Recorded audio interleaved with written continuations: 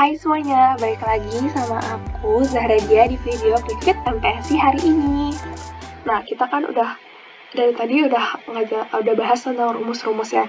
Sekarang kita langsung aja masuk ke soal untuk regresi kali ini. Nah, sekalian juga nanti aku bakal jelasin juga tentang signifikansinya gitu dan cara nyari persamaan versi realnya gitu. Nah, ini soalnya itu adalah cari persamaan regresi dan signifikan regresi.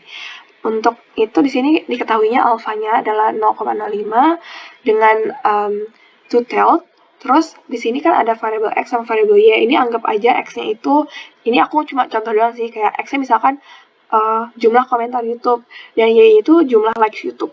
Gimana sih caranya untuk mencari ini semua dan tahap-tahapannya. Nah, tahap analisis simple regresi yang pertama itu adalah kita harus tentuin masalah dan hipotesis penelitiannya. Ini kayaknya nggak cuma di regresi aja, tapi di semua penelitian juga pasti gitu ya. Tentuin masalah dan hipotesis penelitiannya. Misalkan di sini masalah penelitian itu apakah jumlah komentar di YouTube dapat memprediksi jumlah likes di YouTube secara signifikan. Bentuknya pertanyaannya aja, jangan lupa. Terus H0-nya seperti biasa. Terus H1-nya kebalikan dari H0. Kita masuk ke tahap yang kedua, yaitu adalah kita harus cari F critical. Jadi sebelumnya aku mau ngasih tahu kalau di regresi ini kita nyarinya itu nggak pakai Z-score, nggak pakai t-test, tapi kita pakai F. Tapi konsep F ini sebenarnya kayak mirip-mirip sama konsep Z-score dan t-test gitu. Jadi kayak kalian nggak perlu khawatir. Nah, untuk pertama kita cari F criticalnya dulu. F critical ini mirip sama ini ya, konsepnya sama T critical atau misalkan Z critical gitu.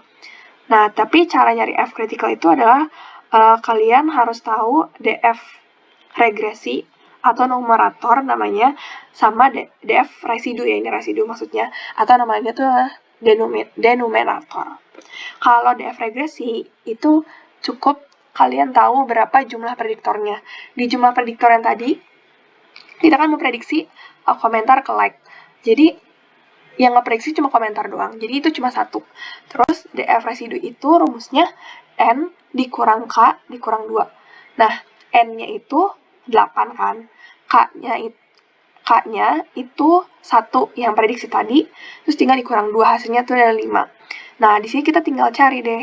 Tadi kan denominatornya itu adalah 5. Cari yang 5. Terus numeratornya itu 1. Kita cari yang 1 di sini. Oh ya, aku mau ngasih tahu lagi.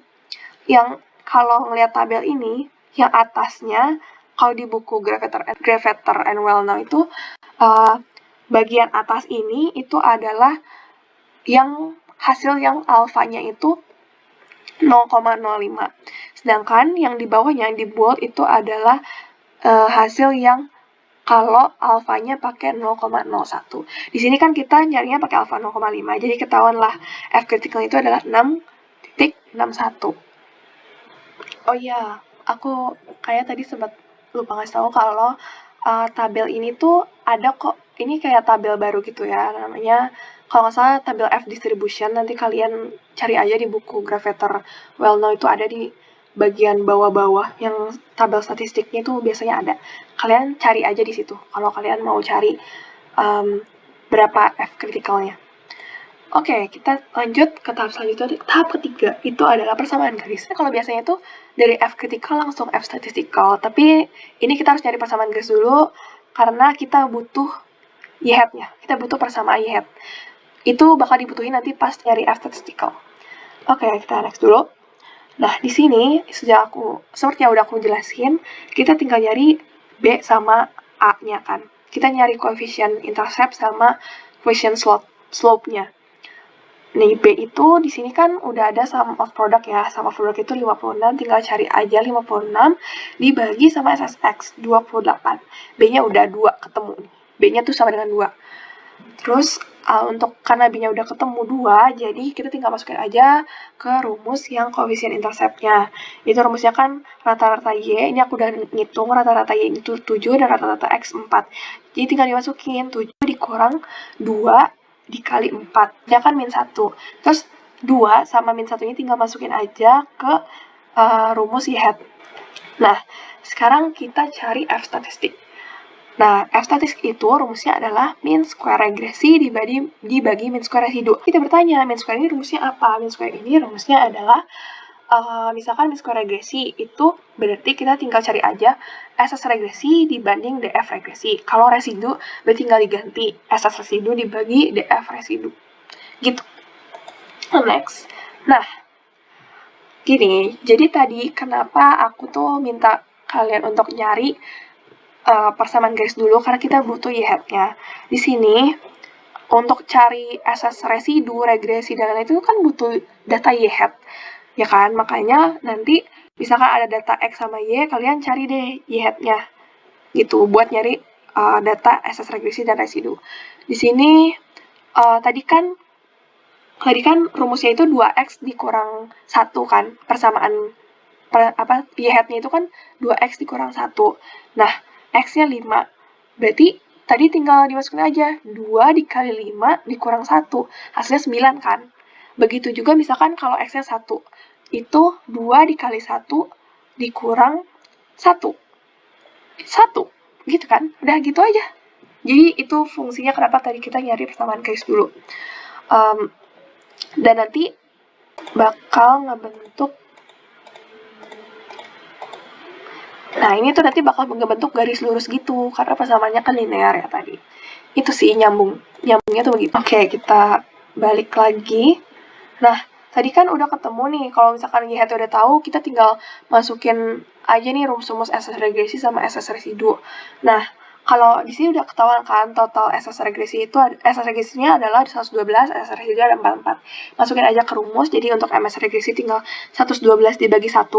Ingat ya, DF regresi itu cuma pakai K prediktornya aja, jadi MS regresinya 112, terus MS residu itu tinggal masukin aja SS residu per DF residu 44 dibagi 5, hasilnya adalah 8,8. Terus karena udah ketahuan MS regresi dan MS residu, tinggal dibagi aja deh mereka berdua. Jadi untuk tahu F statistikalnya, jadi 112 dibagi 8,8. Hasilnya adalah 12,72. Kita sudah tahu nih F statistikal dan kritikalnya. Tinggal dilihat aja, dibandingin aja. Apakah F statistikalnya tuh lebih besar daripada F kritikal? Karena di sini F statistikalnya itu lebih besar daripada F kritikal, makanya hasilnya itu signifikan, alias dia menolak H0. Alias berarti jumlah komen YouTube itu dapat memprediksi jumlah likes YouTube. Gitu. Nah, sebelum kita interpretasi, kita harus cari dulu R kuadrat. Ini maksudnya R kuadrat aja ya, statistiknya kita coret aja. Jadi R kuadrat ini konsepnya sama kayak coefficient of determination. Jadi kayak pengen tahu nih seberapa pure nih skor yang bisa dihasilkan dari prediksi ini gitu. Jadi kayak seberapa kuat sih prediksi ini gitu. Nah, rumusnya itu adalah SS regresi dibagi SS total. Ini kan biasanya tuh hasilnya dalam 0, berapa gitu kan. Kalau misalkan mau dijadiin persen, tinggal dikali 100 aja. Nah, kita cari dulu yang nggak ada tadi itu kan SS total. Nah, SS total itu kan SS regresi tambah SS residu. Jadi tadi tinggal tambahin aja 112 tambah 44, jadi 156. Terus, dari sini kita tinggal masukin ke rumus R kuadratnya. 112 dibagi 156 dikali 100%. Jadi, hasilnya adalah 71,79% atau 0,7179. Nah, akhirnya alhamdulillah kita sudah sampai pada tahap interpretasi. Nah, interpretasinya ya udah tinggal kalian tulis aja hasilnya, jumlah komentar di YouTube dapat memprediksi jumlah likes di YouTube. Ya kan? Ini jawaban dari permasalahannya tadi. Koma, R kuadratnya berapa? Kalian tulis. Terus kalian tulis juga F-nya. Nah, di sini jangan lupa setelah F, kalian harus nulis DF regresi, DF residu. DF regresinya 1, dan DF residunya tuh 5. Nah, F-nya ini, F statistikalnya kan tadi 12,72, tulislah itu, 12,72. Terus, karena tadi menolak H0, artinya dia itu P-nya kurang dari 0,05. Begitu. Dan intinya, tadi itu kan kita menghitung-hitungnya kan secara manual ya. Nah, gimana sih kalau misalkan kita menginterpretasi data dari software gitu. Nah, di sini aku udah kayak nyari soal ini tuh ini soalnya beda dari yang tadi. Maksudnya data-datanya udah beda dari yang tadi. Ini aku cari di internet. Nah, gimana cara menginterpretasinya? Pertama, kalian nggak usah bingung. Ini kalian pertama itu harus lihat model summary-nya dulu. Karena di sini itu mencakup R-square atau R kuadratnya tadi. Di data ini R-square-nya itu adalah 0,762. Di mana kekuatannya itu berarti sekitar 76,2%, dan itu lumayan kuat ya. Terus itu udah ketemu R kuadratnya, ya kan? Nah, terus di sini ada ANOVA. Kalian tinggal lihat aja di row regression ini. Nah, di sini kan ketemu yang ini ya, signifikan. Nah, kalau kalian pengen tahu datanya ini signifikan apa enggak untuk si data prediksi ini, kalian lihat di sini dia lebih di sini lebih dari alfa kalian atau kurang dari alfa kalian. Misalkan kita ambil di sini itu alfanya 0,05. Nah, di sini kan signifikansinya 0,000 sekian. Kalau di webnya itu kalau nggak salah 0,00005. Nah, itu kan kurang banget dari 0,05 ya alfa kita. Jadi berarti dia signifikan. Itu udah ketemu tuh cara nyari signifikansi. Terus biasanya kan di interpretasi kita harus tahu DF-nya berapa. Nah, ini DF-nya udah ketahuan ya. Ini 1 gitu DF regresinya. Terus DF residualnya itu 18. Jadi ntar tulis aja F dalam kurung 1,18. Ini 1 karena prediktornya cuma 1. Namanya juga simple regression. Terus kita lanjut ke bagian yang koefisien ini. Kalau misalkan kalian ditanya berapa atau bagaimana persamaan regresinya gitu. Nah, kalian tinggal lihat unstandardized coefficient bagian B yang ini. Nah, konstan ini menunjukkan koefisien intercept yang pokoknya yang kalau di rumusnya tuh yang nggak bersanding sama X gitu loh. Dan bawahnya konstan ini adalah coefficient of slope atau gradiennya, kemiringannya. Jadi tadi kan rumusnya itu adalah Y hat sama dengan BX plus A. Nah, konstan ini tuh adalah A-nya, yang di bawah konstan ini adalah B-nya gitu. Makanya di sini aku tulis Y hat sama dengan 0,564X ditambah 8287. Kenapa 8287? Karena pembulatan dari skor ini. Nah, ini tuh di bawahnya ini tuh adalah kayak versi mungkin versi kenyataannya kayak untuk prediksi harga itu rumusnya sama dengan 0,564 income ditambah 8287.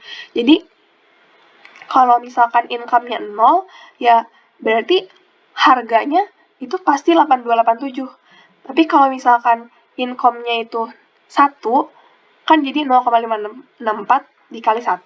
Berarti 8287 tadi bertambah 0,564. Ya, regresi ini tuh mirip banget sama konsep persamaan linear. Oke. Oh ya, aku lupa ngejelasin. Di sini kan ada standar error of estimate. Ini sebesar 874,79. Nah, aku mau jelasin gimana kalau misalkan caranya ngitungnya itu versi manualnya. Kalian gampang aja, kalian tinggal ngitung aja akar dari SS residu dibagi DF residu. Nah, sebenarnya standard error of estimation ini buat apa sih? Standard error of estimation ini mau lihat nih kayak biasanya standar errornya tuh semana sih kalau misalkan dari prediksi kamu sama skor aktualnya gitu. Biasanya standarnya tuh berapa errornya. Pokoknya semakin besar standar error estimation, berarti prediksinya tuh makin gak akurat gitu. Dan sebaliknya. Udah gitu aja sih untuk SE itu. Nah, jadi sebenarnya udah begitu aja untuk materi hari ini ya. Akhirnya kita sampai ke halaman yang terakhir. Semoga kalian tuh gak bingung. Ntar kalau misalkan aku kecepatan, kalian tinggal slow aja play videonya. Pokoknya terima kasih banyak udah stay dan dengerin video quick yang aku bahas ini dari sebelum-sebelumnya. Selamat dan semangat belajar buat kalian semua. Mohon maaf banget kalau misalkan selama ini aku ada kesalahan dalam ngejelasinnya atau terlalu cepat atau gak jelas gitu. Dan untuk referensi dari materi-materi sebelumnya, di video-video sebelumnya itu aku selalu pakai dari bukunya Gravatar Orwell Now. Kalau yang di bawahnya ini, di Gravatar Orwell Now ini, itu adalah data dari tabel software tadi gitu. Tapi intinya biasanya aku sukanya pakai Gravatar Orwell Now. Oke, terima kasih. Pokoknya terima kasih semuanya. Sampai jumpa lagi. Dadah.